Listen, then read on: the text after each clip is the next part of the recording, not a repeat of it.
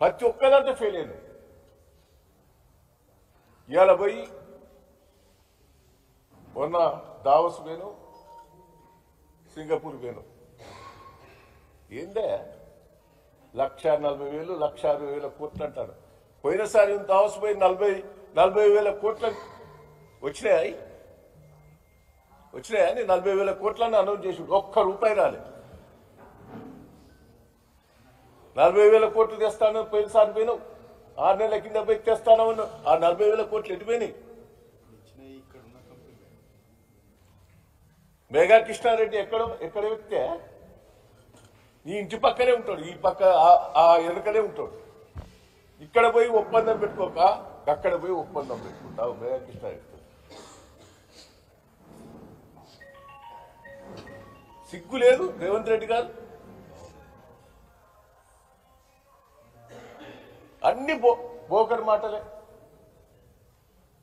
ఇక్కడ మొత్తం real estate అంతా పడిపోయింది.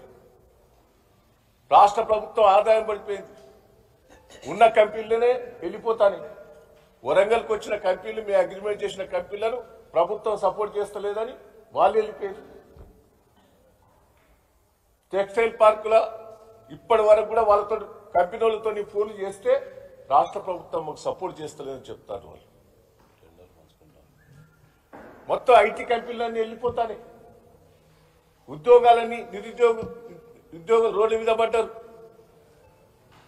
మొత్తం ఈడ కుప్ప అవుతా అంటే ఆడ పోయో పోజులు కొడతాడు.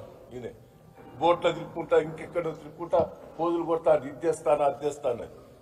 ప్రజలను మోసం దయచేసి మోసం చేసి అధికారంకి వచ్చి నువ్వే అన్నావు. అమెరికాలో స్టేట్మెంట్ ఇచ్చిండు, ప్రజలకు అబద్ధాలు ఆడాలి, మోసం చేయాలి. సిగ్గులేదు. ఇంకా ముఖ్యమంత్రి స్థాయిలో ఉండి కూడా పిచ్చి పిచ్చి మాటలు. రాష్ట్రం కుప్పగుర్తాను. మహారాష్ట్ర ఎన్ని తెచ్చుకున్నారా? విపరీతంగా తెచ్చుకున్నారు వాళ్ళు. దాంట్లో నువ్వు 1% తెచ్చుకోలేదు. దాన్ని అది వచ్చేటివి కూడా కావు. మళ్ళా ఇరాలు తెచ్చినే రాలేదు. 40,000 కోట్లు ఉన్నాయే వెళ్ళిపోతాను.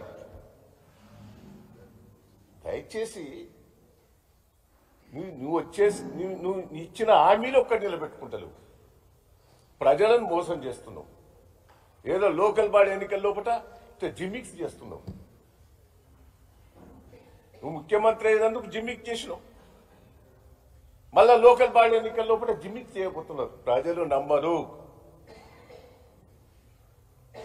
ఉరికిచ్చి కొడతారు. మీ ఎమ్మెల్యేలను నేను అంటలేను. ప్రభుత్వం ఫెయిల్ అయింది, ఎమ్మెల్యేలు ఫెయిల్ అయింది. ప్రజలు ఎంతమంది నిలదీస్తారు, మంత్రులను నిలదీస్తారు. ఇప్పటికైనా అర్థం చేసుకో. ఈ టూర్లు కాదు ముఖ్యం. ఇచ్చిన హామీలను రైతులకు మోసం చేశావు, కూలీలకు మోసం చేశావు, మహిళలకు మోసం చేశావు, అన్ని తీర్ల మోసం చేశావు. నేను పోలీసు ఇంతకుముందు పెద్దగారు చెప్పారు, పోలీసును కూడా ఒక కార్యకర్తలుగా వాడుకుంటారు. మీరు అధికారులను కూడా కార్యకర్తలుగా వాడుకుంటున్నారు. ఇది మంచి పద్ధతి కాదు. నేను అధికారులను కూడా రిక్వెస్ట్ చేస్తున్నా, ప్రభుత్వానికి తొత్తుగా ఉండకుండి, పార్టీకి తొత్తుగా ఉండకుండి, వాస్తవాలు చెప్పండి, అబద్ధాలు చెప్పకుండి.